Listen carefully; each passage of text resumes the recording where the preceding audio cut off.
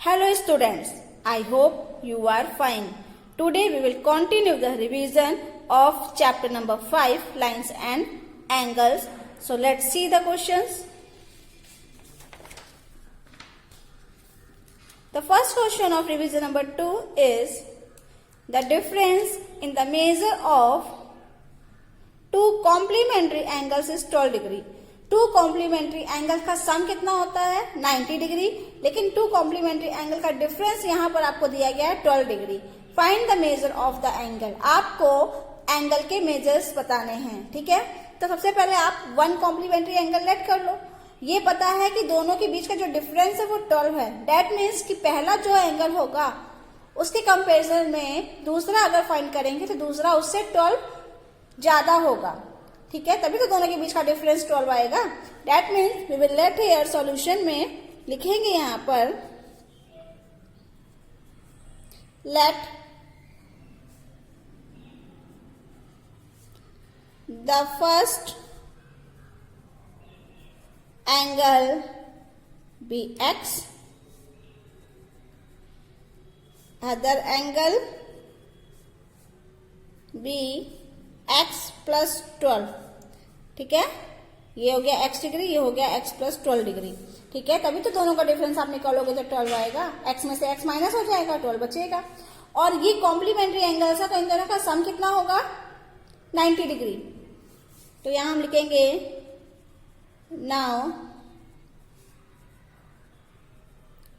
We know that sum of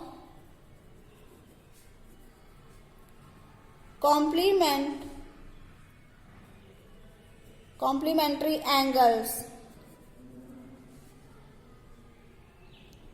is equal to 90 degree. तो sum कितना हो जाएगा, एक एंगल x हो गया, दूसरा x प्लस 12 हो गया, दोनों का सम करोगे that is equal to 90 degree. ठीक है, तो यहां से आप x की वैल्यू निकाल लोगे. x प्लस x 2x हो जाएगा, 2x plus 12 it becomes 90 degree. तो 2x इज इक्वल टू कितना हो जाएगा 90 डिग्री माइनस 12. ये प्लस का 12 उधर ट्रांसपोज हो जाएगा, माइनस हो जाएगा. Then 2x is equal to 78 degree. This implies x is equal to 78 degree upon 2 it becomes 39 degree. यानी कि एक एंगल आपका कितना आ गया 39 डिग्री. तो दूसरा एंगल फाइंड आउट करने के लिए हम क्या करेंगे, यहाँ पर देखिए एक एंगल x है, दूसरा एंगल जो है वो x से 12 ज्यादा है. ठीक है, तो अदर एंगल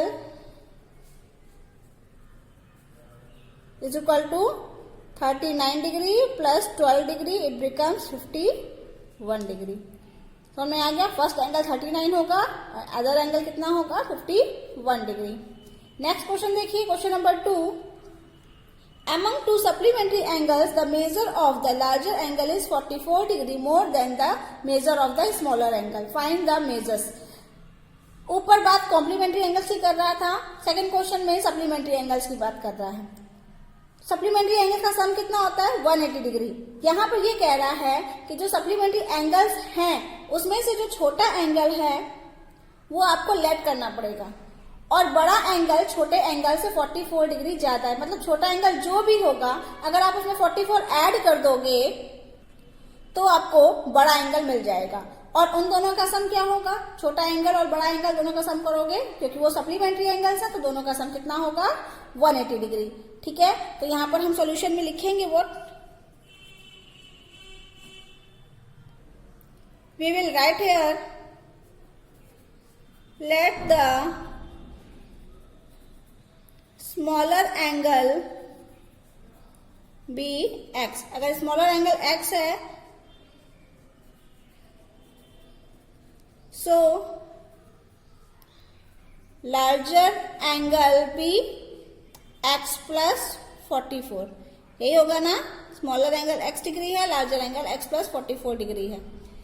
और ये दोनों सप्लीमेंट्री एंगल्स हैं तो दोनों का सम कितना होगा 180 डिग्री. तो सेम कंडीशन वैसे ही लिखेंगे.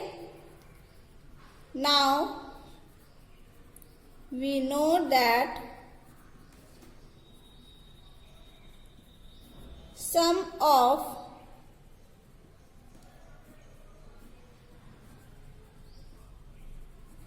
supplementary angles is equal to 180 degree. Supplementary angles कौन कौन से हैं, एक x है, दूसरा x प्लस 44 है। दोनों का सम करोगे तो किसके इक्वल आएगा, 180 के। तो इस तरह से आप इसको सिंप्लीफाई करके x की वैल्यू निकाल लोगे। जो x की वैल्यू आएगी वो स्मॉलर एंगल आएगा। अगर उस x की वैल्यू में 44 ऐड कर दोगे तो लार्जर एंगल आ जाएगा। आप देखिएगा दोनों का सम जब करोगे तो 180 ही आएगा। ठीक है, तो ये हो जाएंगे सप्लीमेंट्री एंगल। समझ में आ गया। तो रिलेशन क्या दिया हुआ था कॉम्प्लीमेंट्री एंगल्स में और सप्लीमेंट्री एंगल्स में, वो क्वेश्चन रीड करके आपको पता चल जाएगा। नेक्स्ट क्वेश्चन देखिए, question number 3। Find the value of the angles X Y and Z from the given figure. ये आपको फिगर दिया गया है, यहाँ पर एक एंगल नोन है, बाकी 3 एंगल्स अननोन है। You have to find the value of X Y and Z. चलिए देखते हैं। यहाँ पर देख रहे हैं हम 2 लाइन्स है जो एक पॉइंट पे इंटरसेक्ट कर रही हैं। ठीक है, अगर 2 लाइन्स एक पॉइंट पे इंटरसेक्ट करती हैं तो इसका मतलब वहां पर कौन से एंगल्स फॉर्म होते हैं, वर्टिकली अपोजिट। दैट मीन्स यहाँ पर देखिए जब 2 लाइन्स इंटरसेक्ट कर रही हैं तो यहाँ पर y एंड z ये वर्टिकली अपोजिट एंगल्स हैं जो कि इक्वल होंगे और दोनों ही अननोन है। 50 और x ये भी वर्टिकली अपोजिट होंगे, जिसमें से x अननोन है, तो हम इसके फाइंड करके यहाँ पर लिख सकते हैं कि x की वैल्यू क्या होगी, 50 डिग्री होगी, क्योंकि ये वर्टिकली अपोजिट एंगल्स हैं। तो सोल्यूशन में क्या लिखेंगे, x is equal to 50 degree. यहाँ पर कंडीशन लिखेंगे जरूर, क्यों है 50 डिग्री, वर्टिकली अपोजिट एंगल्स। ठीक है, उसके बाद आप ये देखिए x की वैल्यू तो फाइंड हो गई, y और z अभी नोन है नहीं है, अननोन है। अब ये देखिए 50 और y, अगर इन दोनों को हम सम करेंगे तो ये एक स्ट्रेट लाइन मिल रहा है। ठीक है, स्ट्रेट लाइन मिलने का मतलब वो 2 एंगल कौन से होंगे, लीनियर पेयर होंगे। ये ध्यान रखिएगा, अगर 2 एंगल से आपको एक स्ट्रेट लाइन मिल रही है तो वो लीनियर पेयर में आएंगे। अगर मोर देन 2 एंगल्स हैं तो वो लीनियर पेयर नहीं होगा। वहां पर हम स्ट्रेट एंगल की कंडीशन लगा सकते हैं लेकिन पेयर नहीं कर सकते उसको, क्योंकि पेयर के लिए हमको 2 चाहिए होगा। तो 2 एंगल अगर दिए हुए हैं एक लाइन में तो वहां पर कंडीशन लगेगी लीनियर पेयर की। ठीक है, चलिए यहां पर लिखेंगे now y plus 50 degree is equal to 180 degree. क्यों, लीनियर पेयर है, लाइन मिल रही है, तो दोनों का सम क्या होगा, 180 डिग्री, क्योंकि स्ट्रेट एंगल 180 डिग्री होता है। ठीक है, यहां पर लिखेंगे बाय लीनियर पेयर। तो y इज इक्वल टू कितना हो जाएगा, 180 degree minus 50 degree, it becomes y is equal to 130 degree. x find out हो गया, y फाइंड आउट हो गया, बचा क्या, z। और y और z में क्या रिलेशन दिया है कि ये वर्टिकली अपोजिट है। Now z is equal to y, z और y इक्वल हैं, क्यों, वर्टिकली अपोजिट एंगल्स। ठीक है, तो z की वैल्यू भी कितनी हो जाएगी, जो y की है, यानी 130 डिग्री। समझ में आ रहा है। ठीक है, नेक्स्ट क्वेश्चन देखिए,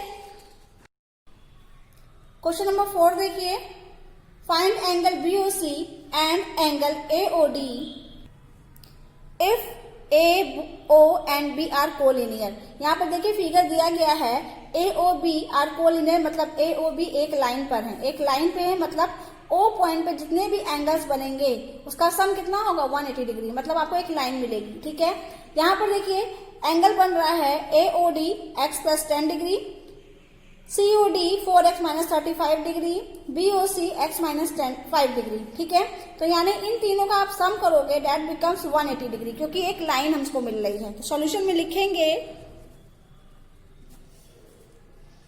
AO and B are collinear, so angle AOD plus angle COD plus angle BOC that becomes 180 degree. इसको हम लीनियर पेयर नहीं लिखेंगे क्योंकि यहाँ पर 2 एंगल का सम 180 नहीं आ रहा है, 3 एंगल्स हैं। जब ज्यादा 2 से ज्यादा एंगल का सम 180 होगा तो वहां पर लीनियर पेयर नहीं होगा, पेयर में सिर्फ 2 एंगल्स को हम दिखाते हैं। ठीक है, तो यहाँ पर हम स्ट्रेट एंगल डाल सकते हैं।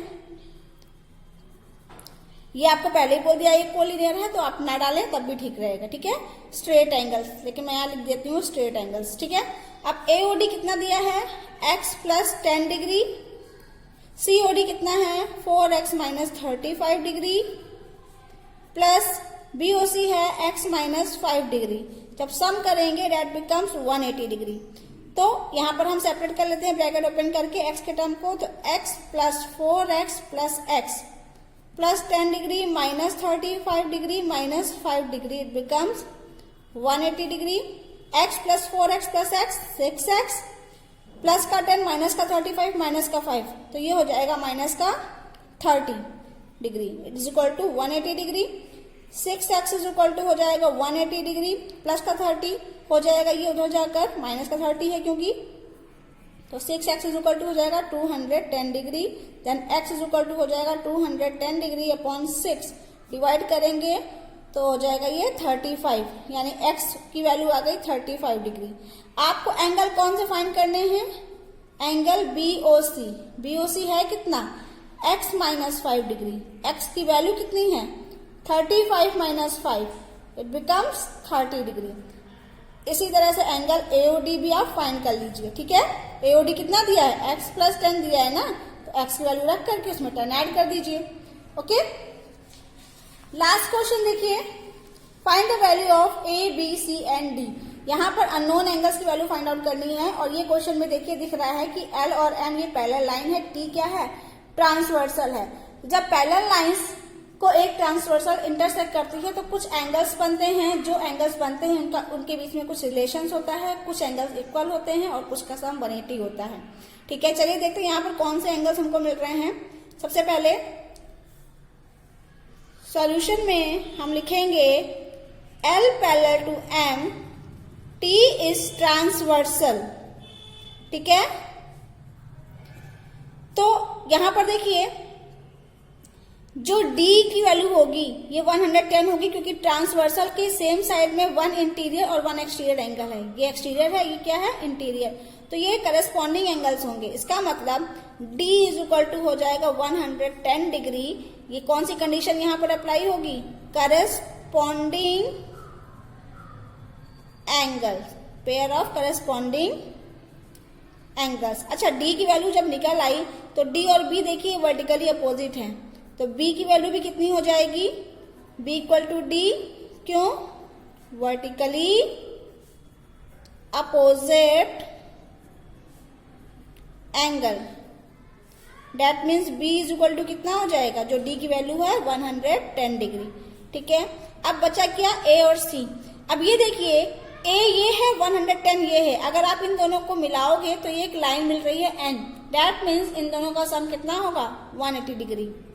Now A plus 110 degree is equal to 180 degree. कौन सी कंडीशन है? 2 एंगल्स का सम 180 आ रहा है ना, तो ये हो जाएगी लीनियर पेयर। तो A की वैल्यू आप यहां से निकाल लीजिए।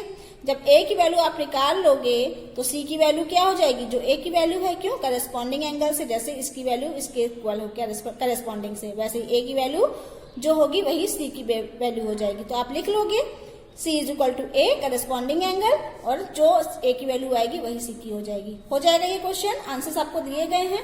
सो this is your revision number 2 of lines and angles you have to do in your notebook. Thank you for watching and see you in the next video.